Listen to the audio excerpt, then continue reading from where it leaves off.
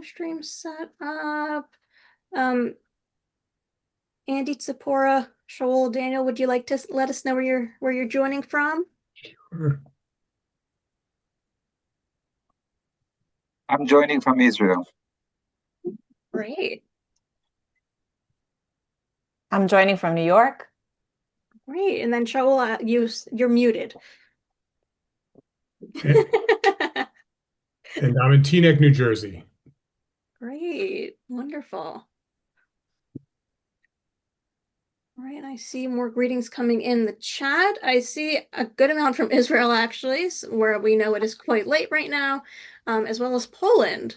So welcome, everyone. I see Bellingham, Washington in the chat. Yeah, go ahead. It's 8 o'clock at night. It's not so All right, bad. so it's not that late. Much later than New York, though. That means in Poland it's 7 o'clock. Yeah, okay, so not super late. Sieben Azegel. We have Haifa joining us, Riverdale, Chicago, New Hampshire, Michigan, Vermont, Hudson Valley, Boston, Florida, Indianapolis, Bronx, Brooklyn, more Brooklyn, Florida, Maryland, Montreal. Wow, we have lots of people joining us. Lots of Israel. Welcome, everyone. We'll get started in just a few minutes. If you're just joining, please let us know where you're tuning in from in the chat. I see New York City, Chicago, more New York City. Wow, we have people from all over the world. Paris. Welcome, everyone. We'll get started very shortly. I see Canada in the chat. Lots of countries and U.S. states represented. London, Monroe Township, Central New Jersey, yes, is a real place. I'm from South Jersey, and I do agree, it is a real place. I see Vilnius in the chat, Cincinnati, Edmonton, Canada, Vancouver, Canada. Welcome. We'll get started in about a minute. And if you're just joining, please get comfortable in our Zoom room here for today's book talk.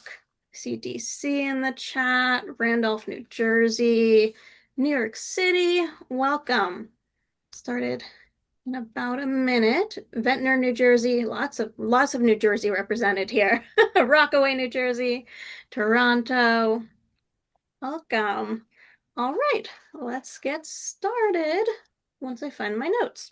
All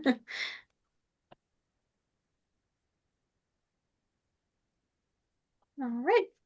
Welcome to the YIVO Institute for Jewish Research. My name is Julia Rothkopf, and I am the program associate at YIVO.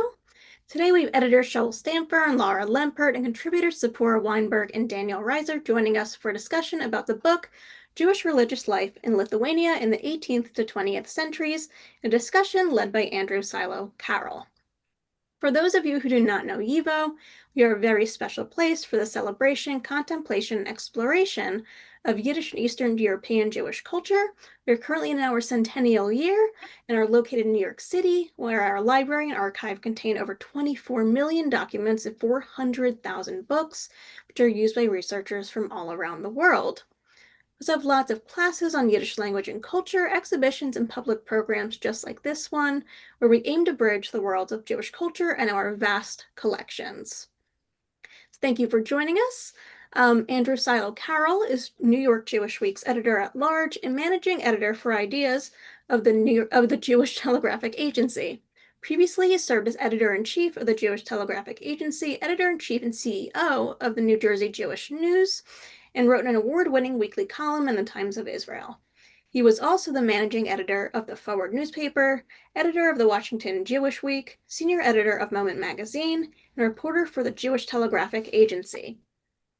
And Andrew and our esteemed panelists, I will now turn it over to you.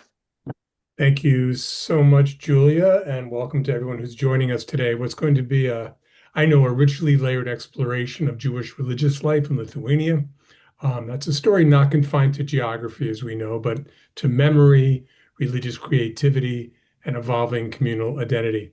We'll learn that Lithuania is as much an intellectual, spiritual, and cultural construct as it is a place on the map. The authors examine how Jews across different sectors, Hasidic, Mitnagdic, Zionist, secular, urban, rural, understand and shape their religious lives. And it's my pleasure to talk to two of the editors of the volume and three of the contributors, because there's some overlap there. And I'll just do them each briefly. If you do get the book, you can find much more detailed biographies of each one of our contributors tonight. But in the interest of time, I'll just say Shaul Stampfer is Professor Emeritus at the Hebrew University of Jerusalem. Lara Lempert has been a senior bibliographer at the National Library of Lithuania since 1995. She's now the director of the Judaic Research Center at the National Library. Tzipora Weinberg, joining us from New York, is a scholar of modern Jewish history whose research focuses on the intellectual and sociocultural histories of Orthodox Jews in Eastern Europe. She's currently a visiting scholar at the Center for the Study of Anti-Semitism at NYU. And Daniel Reiser heads the Department of Jewish Thought at Herzog College and also joins us from Israel. Welcome to all the panelists. I want to start by turning to Lara and ask you, Lara, how did this book come to be, this deep dive into the Jewish religious life in Lithuania? The book was not meant to be, actually. What was meant to be is a conference dedicated to the Vilna Gaon. In 2020, in Lithuania, it was a major celebration of the 100th anniversary of the birth of Vilna Gaon, so much so that the government declared this year the year of Vilna Gaon, and of course we planned a major scholarly conference, and we were lucky to assemble quite a constellation of prominent scholars from all over the world. The present company should be presenting at the conference, but as you know, the COVID stroke, and we were first we postponed. After that, we were obliged to just dismiss the idea of the conference, but it was still a huge pity seeing, because the program was already there and we saw the intriguing and so interesting topics of the presentation that were prepared already by the potential participants, that we decided, actually, we at the library decided that if only possible, we would like to have a selection of articles. So, and from it was 5 years ago, a very long time ago, because the concept of the book changed several times throughout our work. At the very beginning, not only Shaul Stampfer, but also Professor Marcin Wodzinski from Wrocław joined the editor board. And indeed, if we would compare the program of the conference and the table of contents of the book, we will see changes. And I actually think that it all resolved very well, because now we have in the among the authors, we have from veteran scholars in Jewish religion to very young and promising authors that were not previously there among the authors. We also have the huge scale of topics, because we were not with the book, we were not actually tied to the image of the Vilna Gaon as such. Of course, he is mentioned many times in the book, but still it's not only about the Gaon. And so I'm very happy with the outcome. I don't know what my fellow co-editors would say, but I am quite happy. And I'm of course very thankful to all the contributors and the supporters, and YIVO is one of the supporters of the book. Great, thank you. I'm curious. Let's talk first, because I know there's a certain place that Lithuania has in the imagination, probably of a lot of our listeners. Vilna being the Jerusalem of Europe, the Vilna Gaon, of course, the great mind of his generation, the creator of the golem for in folklore. But what is Lithuania? What are you covering? What's the geography? And then we can talk maybe about kind of the mental place it also holds in Jewish life. So first of all, tell us, what is Lithuania in terms of this book? And that can be for you, Lara, or for Shaul. Shaul, could you please continue? Lithuania is as you've already hinted, is not a simple topic because until the 20th century, in the recent centuries, there was not an independent Lithuanian state. It was either linked very much to Poland in the framework of the Polish-Lithuanian Commonwealth, which was a commonwealth. And then after the partitions of Poland, Lithuania joined the party, and it was also partitioned and divided up into different political units and was totally within the broad framework of Tsarist Russia. And so that for most of the period that is covered in the book, the 18th to 20th century, it was not a political unit, but it was very, very much a social, intellectual, cultural unit or units.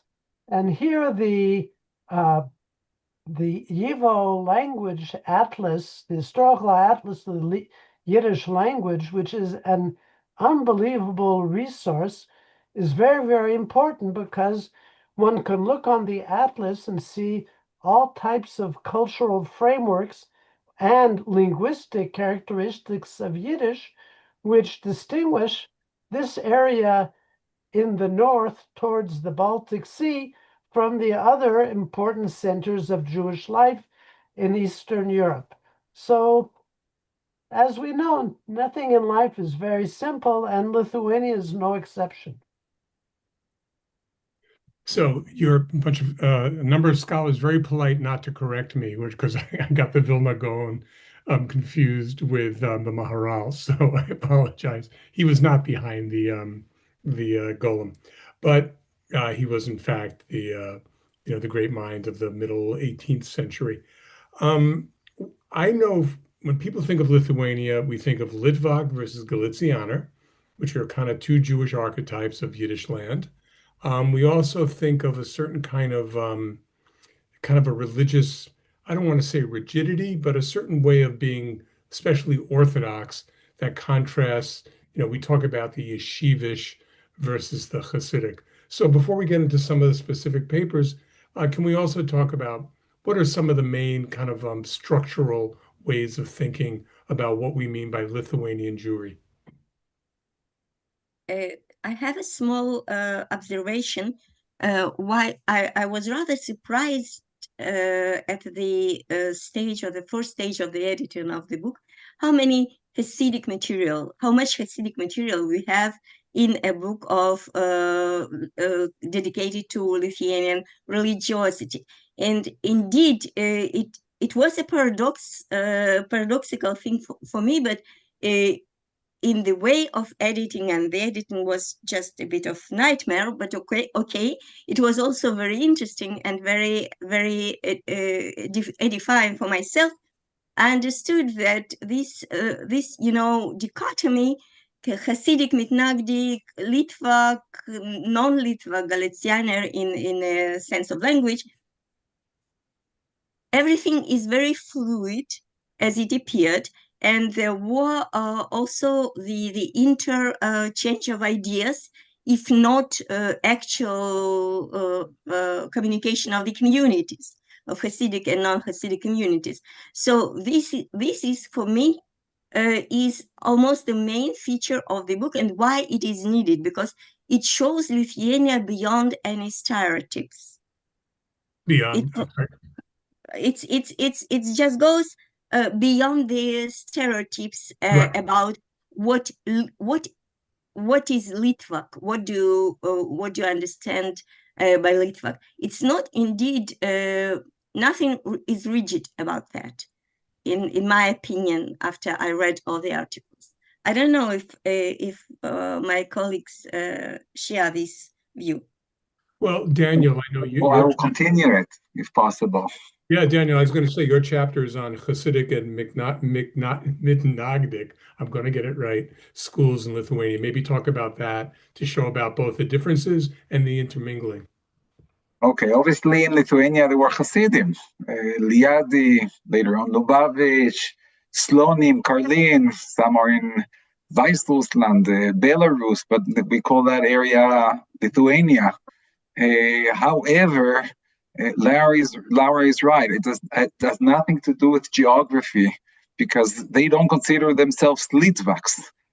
Obviously, they were living in the area of Lithuania, but if I look at it as developed through generations, until today, people in Israel are born 300 years after the Vilna Gaon, and they say, I'm a Litvak, or I'm not a Litvak. Until today, he was a person who was born in Israel, who was never in Lithuania, who never left the country of Israel, can identify himself as a Litvak or not a Litvak. So we have to disconnect the definitions from geography. And that means that a Litvak and not a Litvak, and I come from this field, is not a matter of history or social matters, it's a matter of philosophy. A Litvak has X, Y, Z opinions, and a Hasid might have different opinions. Now, I know it's not common to say it, not in the world of history, but I come from the world of ideas, and I do believe that ideas have implications to life. And I try to show in my article that different disputes between Hasidim, Litvaks and not Litvaks, and they're both in Lithuania, it doesn't matter. But as I define now, Litvaks and not Litvaks, the way they have different understandings of Kabbalistic terms does define until today different sectors in Orthodoxy. Mm-hmm. But when we talk about Litvak as a state of mind, what is that? What's that a shorthand for? I mean, I don't mean for you to do shorthand, but when we say someone's a Litvak, is it disparate? Okay, so I would say dedication to Torah and mitzvot. It means that the only way that I can reach God is through Torah and mitzvot. Everything else might be allowed. You're allowed to drink coffee, but it doesn't get any religious value. You're allowed to swim in the pool, no problems, but doesn't have a religious value. Mm-hmm. And in contrast to that, Hasidim have a different interpretation or understanding of what God is. They see God much more in an immanent way, not in that transcendental way.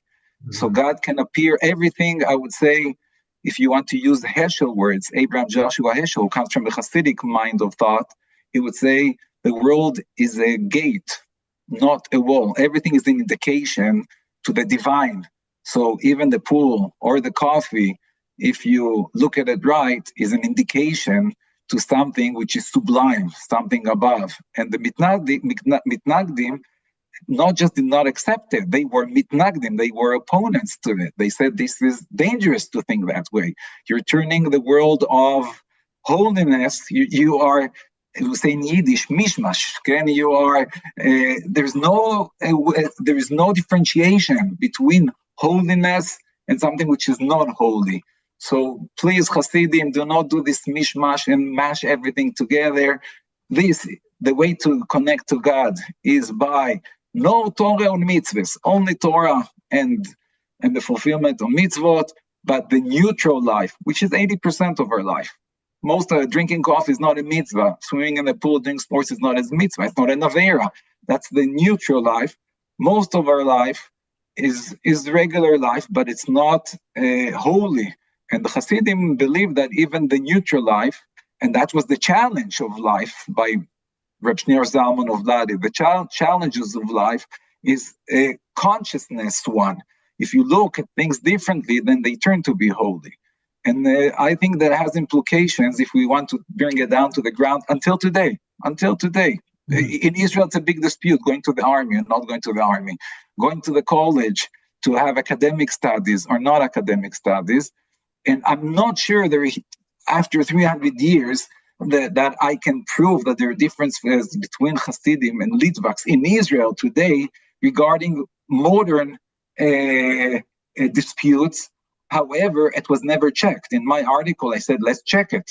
Because for me, it's obvious that ideas have implications. If you are a Zionist Jew or an anti-Zionist Jew, there are more chances the Zionist Jew will make Aliyah than someone who's anti-Zionist.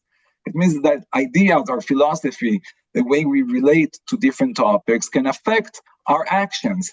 And Hasidim, and until today, and Litvaks, because they have different philosophy towards the divine, how does God reveal? There are implications in actions where the Litvaks are dedicated to the learning of Torah and mitzvot. Everything else, even if it's allowed, it would be considered second class. Here's one example. If you work in a supermarket, then you're considered, in the Litvak world in Israel, I cannot talk about America, which is much more open. It's a different type of history, but you're considered second class. And this will affect your shidduchim. If you own a supermarket and you're doing well, you won't marry a daughter of a big Talmid Chacham of the Rosh Yeshiva because you work. Although you might be a very stringent Mekayah mitzvah person, but you're second class. While you look at Hasidim, someone who works in Ger Hasidim, can work in diamonds, can work in the bank, is not considered second class because they don't see it as something disconnected from holiness. You can worship God through everyday life.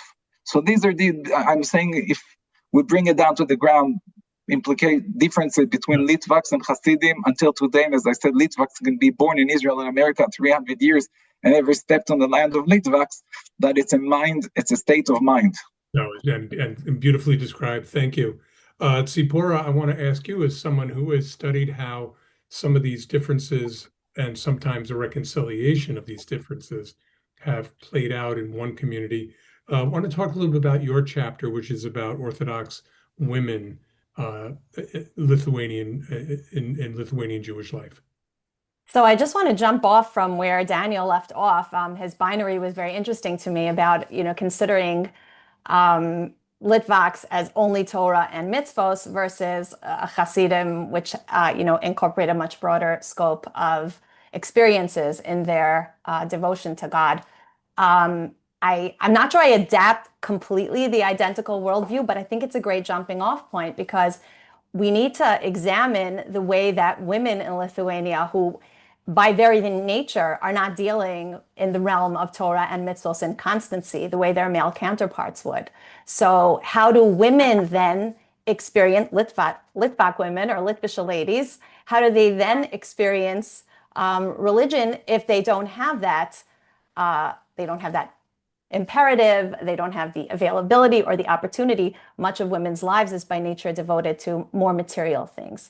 So I think it's a great jumping off point to think about how Litvisha women did find religion and did find orthodoxy and did practice. I would also, this is beyond the scope of my own article, but to challenge Daniel for a moment to think about the American experience of Lithuanian Jewry, not only the Israeli one, and that, as a diaspora indeed, but the way that Litvaks define themselves in America is slightly different vis-a-vis the Hasidim and the way in contemporary life. But that I think is beyond the scope, so I'm going to leave that on the side as just a little challenging point to you, Daniel.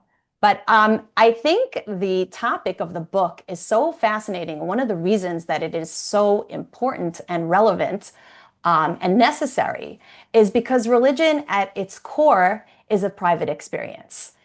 We can describe it as an affinity for a fealty to a set of beliefs that define and steer one's inner life and consequently bear upon one's societal and communal choices.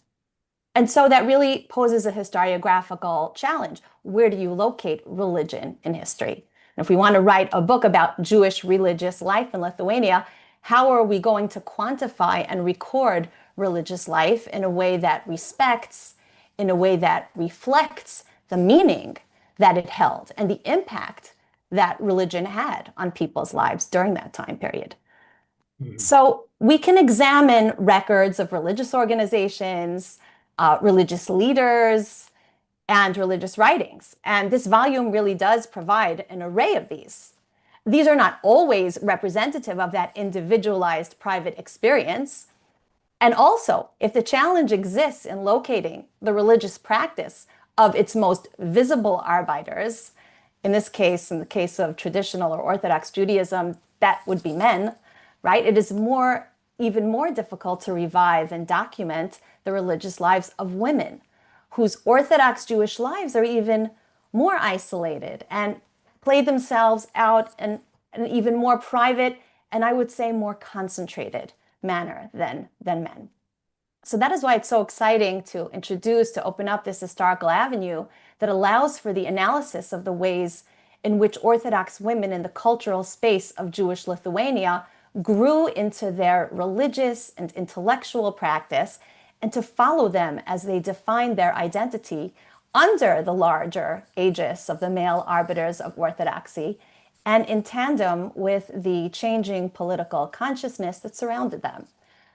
The evidence that we have really proves that the elitist and intellectual objectives that motivated Orthodox and Lithuanian men also spurred Orthodox Lithuanian women to heightened levels of activity and of achievement.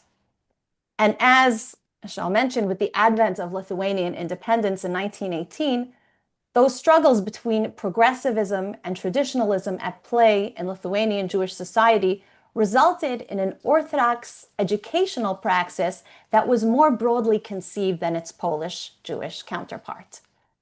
So Orthodox women coming of age in this society were balancing their intellectual aspirations with their determination to uphold traditionalist interpretation of Jewish law. And this is what I analyze in the chapter, this tension as it appears in contemporary rabbinic writings, contemporaneous with the time, and also in the women's own words.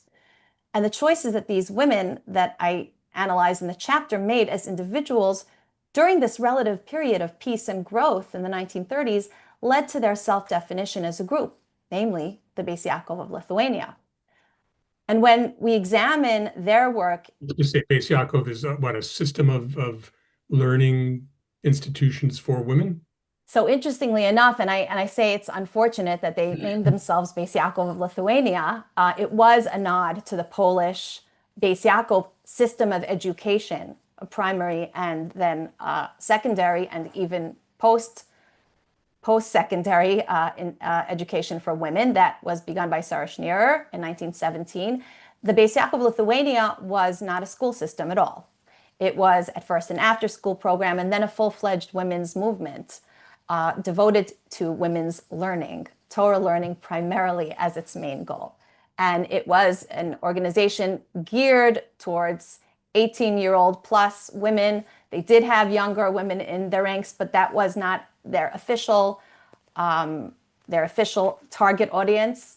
And they produced an amazing amount of material and ran groups of study and ran celebrations and conferences during the period from 1931 to 1941. So when we examine the documentation from their own Beis Yaakov Lithuania publications and together with the memoir literature of the time, together with archival documentation that supplements what we know about Beis Yaakov of Lithuania, we get the sense that this particularistic education toward intellectual independence in the world of the Lithuanian yeshiva found its way into the women's section as well. And that incorporates both what was going on in the official shiurim in the yeshivas in Lithuania, was also happening in the dorm rooms, if you will, the equivalent to that, that the boys were learning on their own, not within the secularistic influences that the boys were dealing with, that yeshiva bachrim were dealing with at the time. Right. And so this engendered an atmosphere of unprecedented vibrancy in women's learning and in women's agency in the Orthodox world.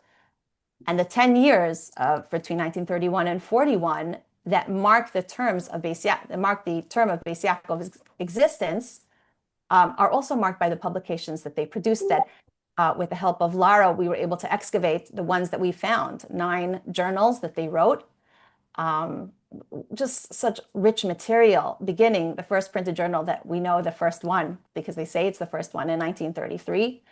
And then the final one written in 1939 as Poland was already in the throes of World War II. So it's a tremendous cache of amazing material.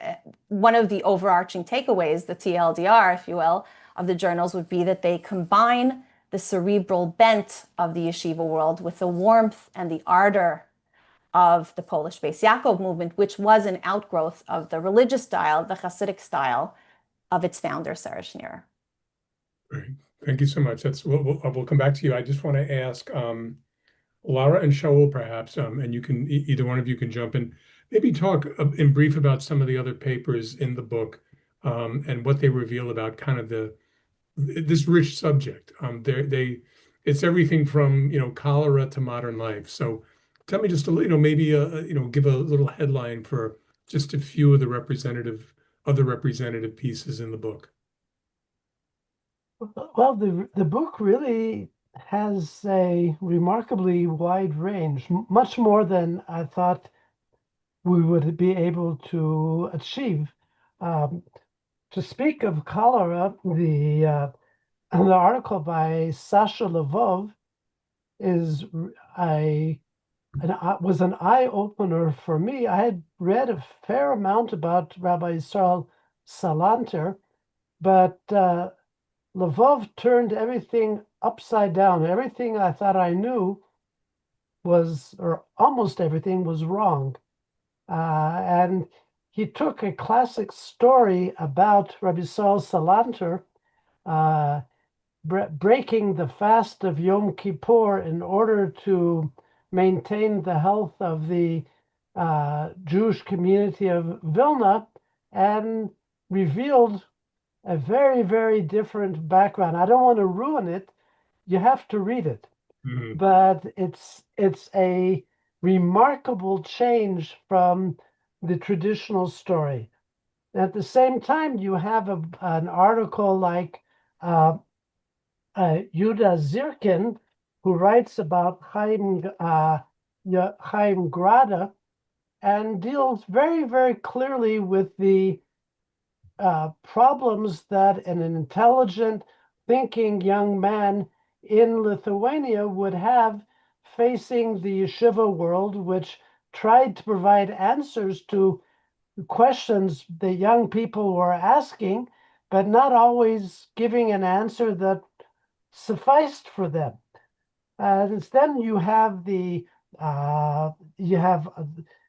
articles that deal with the organizational challenges that the quick modernization in the 20th century in Lithuania, in the capital of Kaunas especially, posed for traditional Jews, and the attempts of rabbis to deal with the challenges of the new political situation, and they didn't have the models and the tools to do it successfully. And this is not at all a volume which sings the praises and looks just at the achievements. It looks very carefully at many of the problems that were faced in religious life, especially in a period of transition. And here I would like to actually go on to expand the complications involved in a book of this type. First, I would just add, with regard to the term Litvak, in a number of East European languages, the word for Lithuania is Litva, so that Litvak is simply the equivalent to Lithuanian in English. And one of the interesting ways to identify what is Jewish Lithuania and not comes from the YIVO Atlas of Jewish culture and Yiddish, and it's based on the study of Michael Herzog, and that's called the gefilte fish line. As you know, there are two ways of making gefilte fish. There's a right way and a wrong way. Now, the wrong way involves putting sugar into the mixture of fish before cooking it, which is should be prescribed as cruelty to the Jewish cuisine. The way you make gefilte fish is with pepper, or you take pepper and you add a little fish to it. But and what was done was to map the line where was gefilte fish made correctly and not correctly. And it turns out that drawn on a map, there's a pretty good correspondence to what we think on the basis of culture and other aspects is the line between Lithuanian Jewry and non-Lithuanian Jewry. What's the importance of it? Who is the sugar? Who are the apostates who are using sugar? This is Polish. Yes. Yeah. Polish. But the point of it is that it's not just ideology that separates, but it's kitchen mentality, which means that we have different cultures, and the dialect of Yiddish spoken in Litva was also different. And there's a lot of room for study to try and figure out how this came to be. At the same time, much of our study in this volume of religious life is linked one way or another with modernity. I just want to bring an example related to what Tzipora was talking about.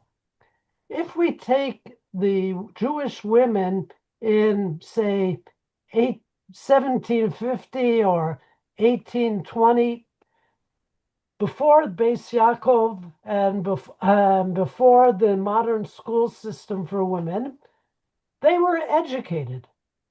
They probably were as educated as 90% of the men of Jewish men in Lithuania. What do I mean by that?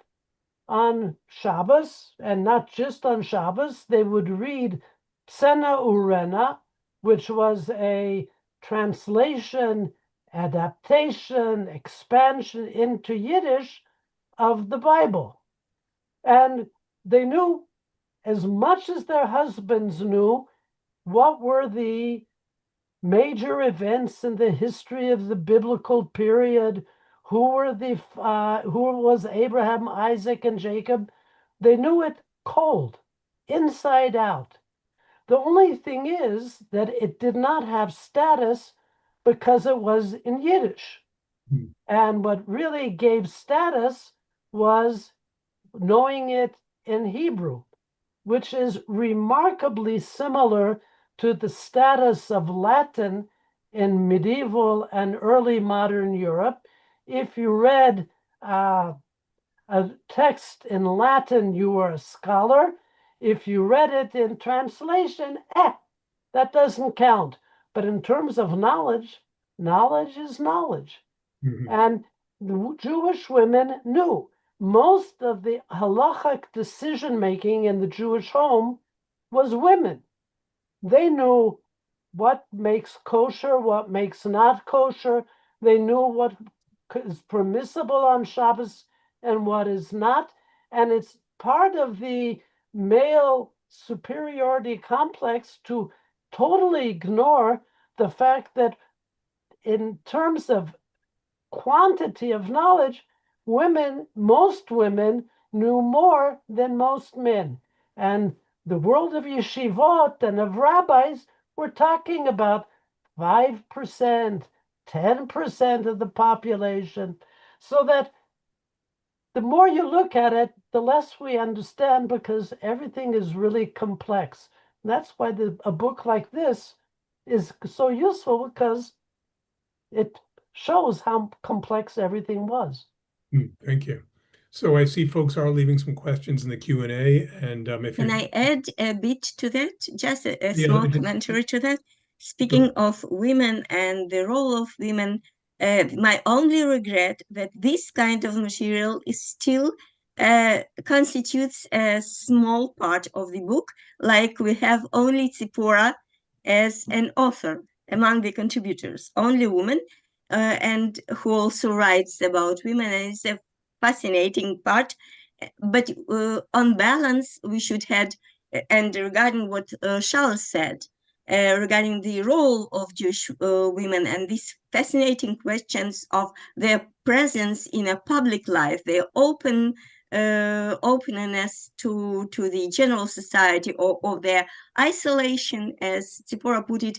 We should have more discussion in the book on that topic. So maybe, I don't know what the continuation could be, but if I could think about any continuation, it should be a volume of just religiosity of Jewish women.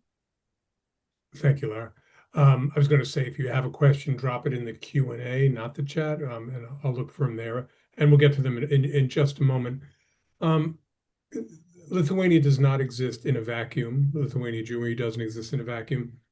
Can we talk briefly about some of the forces that transformed it? I mean, everyone's going to think, yes, it's the Holocaust. It was a break with the past, a destruction of the past. But what are the outside forces that are coming to play on a community, both in the geographic area that we know as Lithuania and sort of in exile from Lithuania? Anybody want to take that? Lara? Yeah. Shaul, go ahead. Since you touch on that in your Yeah. part as well, so it would be proper that you answer. Well, I think it's really important to, when we think about Lithuanian Jewry, to remember how broad the picture is. Where was the Bund established? It wasn't established in New York, and it wasn't established in Paris. The Bund is a product very, very much of Lithuanian Jewry. Mm-hmm. Let's define what the Bund is. Pardon? Let's just define what the Bund was. Of course, yeah. That's the Jewish socialist organized Jewish socialist movement. And YIVO is also a product of the Lithuania, and it's certainly not a yeshiva by any means, but it's a extremely important, it was and is an extremely important institution. I know that for years, every time I would come to New York from Israel, the first stop was, got to go to YIVO. And it's still, I still go there virtually very often. But if we take a look at Lithuanian Jewry in the years before the Holocaust, most of Lithuanian Jewry would not have described themselves then as being religiously observant.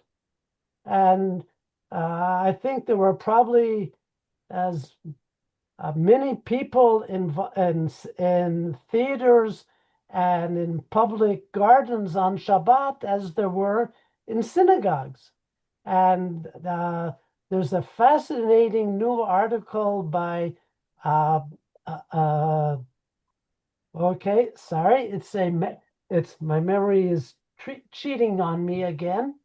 Asi Kaniel, who counted mikvahs all over Eastern Europe, and there were not very many mikvahs in Lithuania. And this means that practice behavior of women had changed radically without demonstrations, without writing books, but most Jewish women stopped going to mikvah.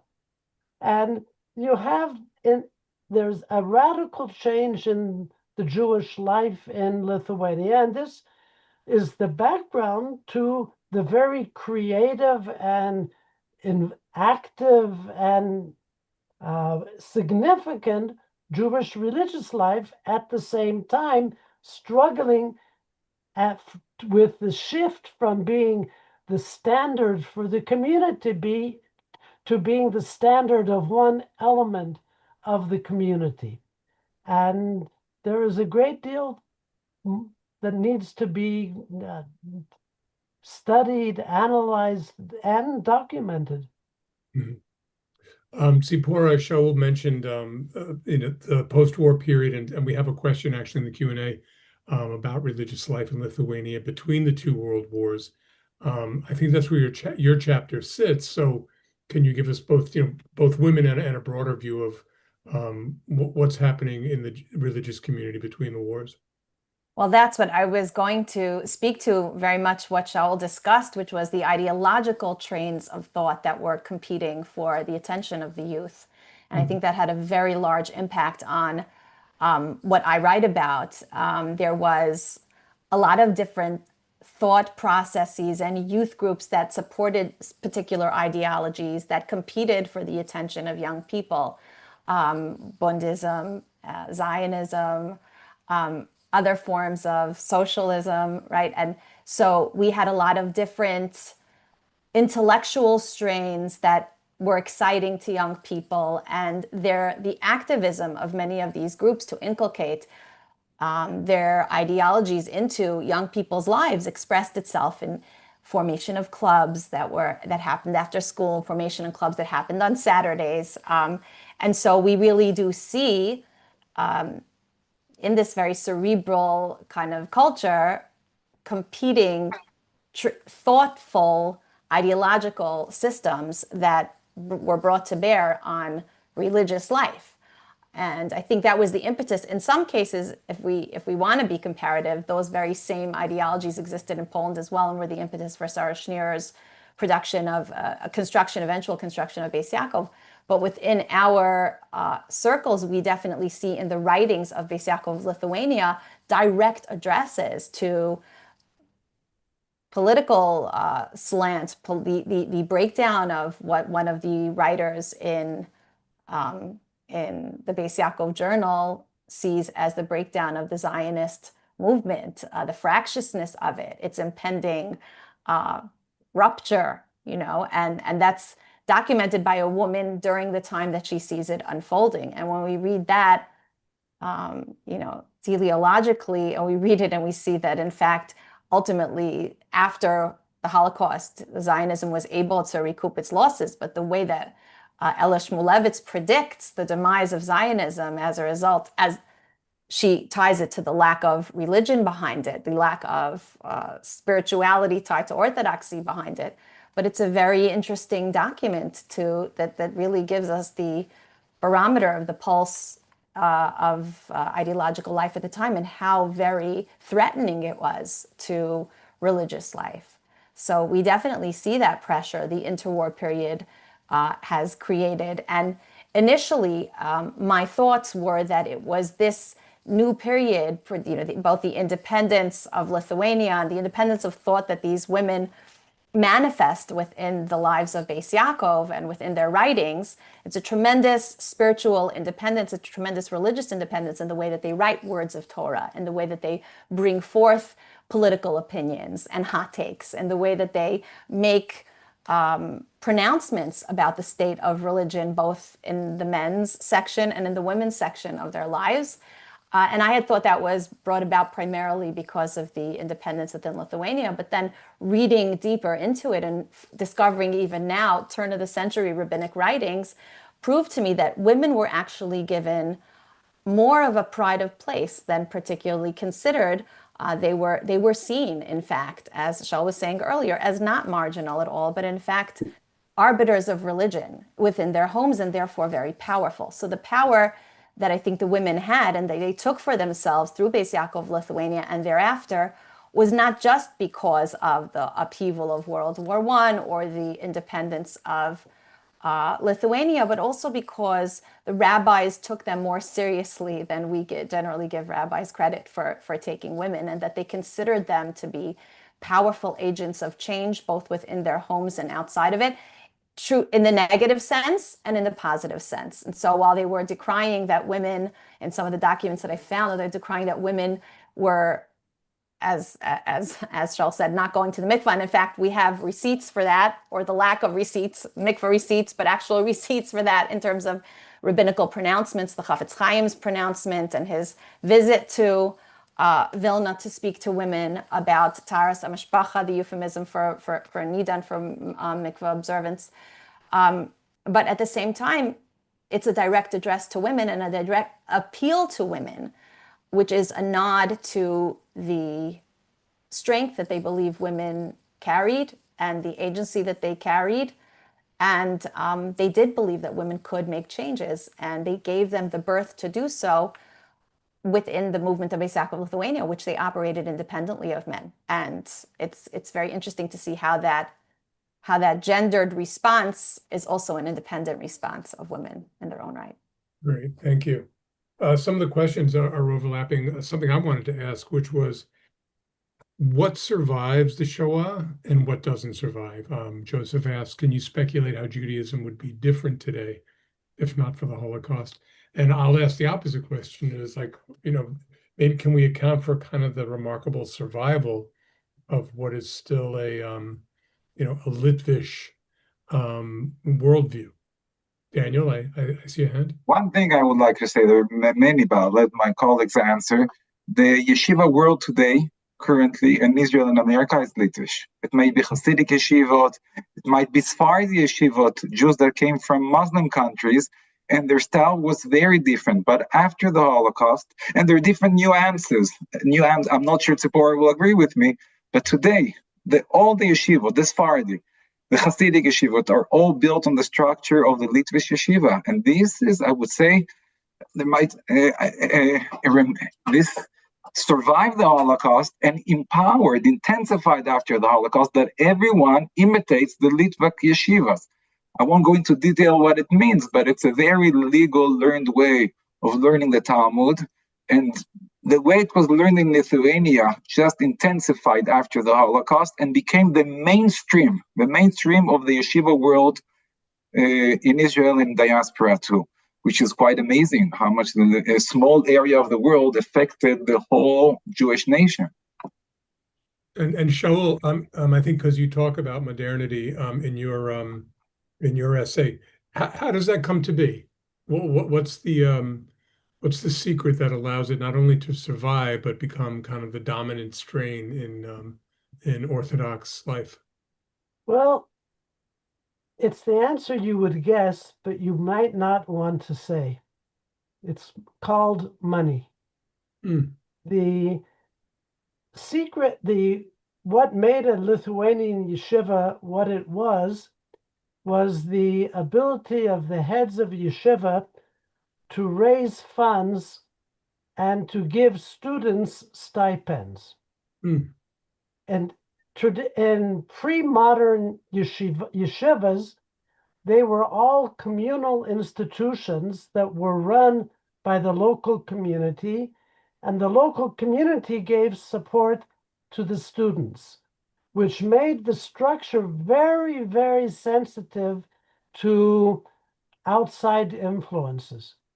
Now, that might be something very good, but what the modern Lithuanian yeshiva raised money, and the money went to the head of the yeshiva, and then the head of the yeshiva gave out the money to the students. And the yeshiva was then independent of the local community. Now, if you want to take a look at a yeshiva and see who is the most powerful figure, ask who has the right to sign a check. That's where it goes.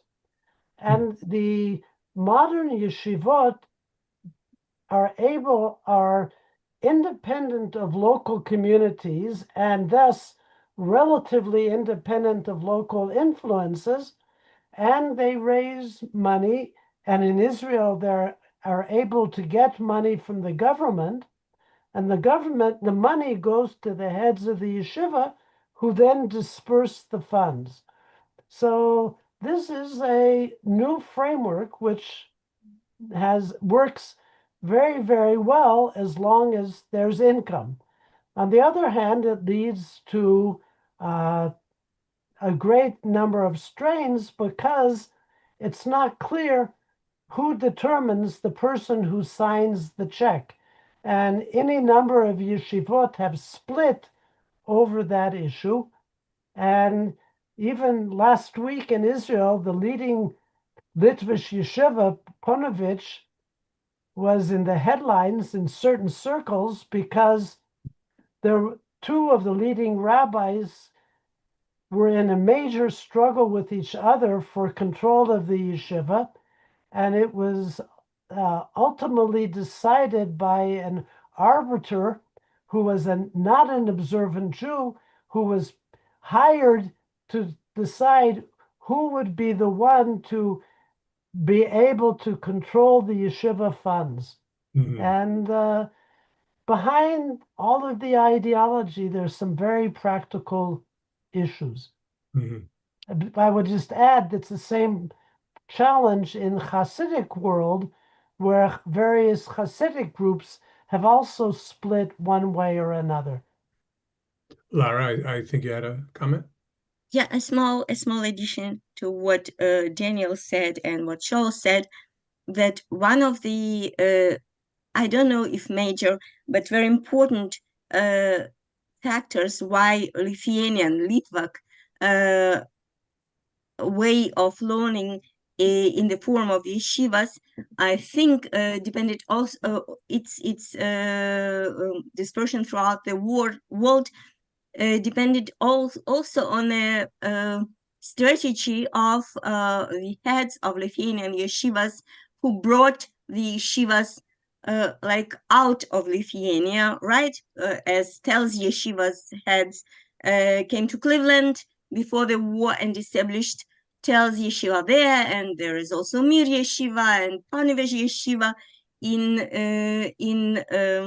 Israel, and it's not only name and even not only the way of learning, but they were actual representatives of those original Lithuanian yeshivas who just brought that in person, their intellectual skills, their organizational skills, also fundraising skills and everything. So this is also was a great way to continue that learning, and was also a guarantee that it will survive, because the shadow of Holocaust was already there. In Poland, it was already there, indeed, before it came to Lithuania. It's a good thing, but there is also a very sad thing. This book appears in Lithuania in time when the actual Lithuanian community is very weak regarding the traditional ways of life and religiosity, and even as in a demographical way, because the community is small, and I'm not even sure if there will be so many readers and recipients of this book in Lithuania. This is also the reality, and when you, Andrew, asked what survived and what didn't survive, we need to remember that after the Holocaust, it was not only the issue of annihilation of the almost whole community and many religious people among those, but also the Soviet politics that brought people from the Soviet Union to restore the occupied Lithuania after the war. And those people, even there were Jews among them, even in big numbers, but they didn't consider themselves as their Jewishness as something important first. And second, and most important thing, they were not autochthonic Jews. They were not connected to the Lithuanian way of life, to the Lithuanian history. And from 1917 in the Soviet Union, there were all attempts to eradicate this thinking, this mentality, and this way of life, of course. So those people joined Lithuanian population, but not especially as not specifically as Jews, and only after the new Lithuanian independence from 1990, many of those people became reconsidering their origins, and if the origins were not in Lithuania, they would like to like learn Lithuanian ways. And today the community is more conscious to its past. They maybe not every member of community could indeed perceive the depth of religious thought in Lithuania, but at least there is a memory, and now those people who came one day, they came not from in Lithuania, they merged in almost merged in the way of cultural memory with people in Lithuania. It is a very complicated reality when we don't really had a homogeneous community after the Holocaust. It's more so now, but also it's very secular. The community today is very secular, not very knowledgeable in Hebrew and religious studies. So again, the book is here, but we will need to work hard to bring it to the Lithuanian community of today. Well, that very complicated reality is conveyed beautifully in the book. It's called Jewish Religious Life in Lithuania in the 18th through 20th centuries. I want to thank all of our panelists for describing the book and talking about their contributions. Shaul Stampfer, Lara Lempert, Tzipora Weinberg, and Daniel Reiser. And we didn't get to all your questions, but I hope maybe they'll live on and they'll be shared with our guests, and they may be in touch with you to answer. But really, thank you so much for really an enlightening hour. Thank you so much, everybody. Thank you, Andrew. Everybody. Thank you everyone for joining. Again, as Andy said, we have tons of questions that we were not able to get to, but please send us an email at info@yivo.org, and we would be happy to forward your questions to the panelists as well. So I'm going to put that in the chat. And my colleague Flora has put some links in the chat, one to rewatch and share this program, which is currently being live streamed on YouTube, and the recording will be available at the same link directly after the program, and also the link to purchase the book, which I will put in the chat again. You can order it directly from the publisher, Brill, and it comes in hardcover and ebook. So thank you all for joining. We will see you at the next program, which will be next Monday, I believe. I'm just looking at my calendar. Yes, that will be next Monday for another book talk. So thank you all. Happy Thanksgiving if you celebrate. And we'll see you at the next one. Thank you. Thank you. Schönen Dank. תודה רבה.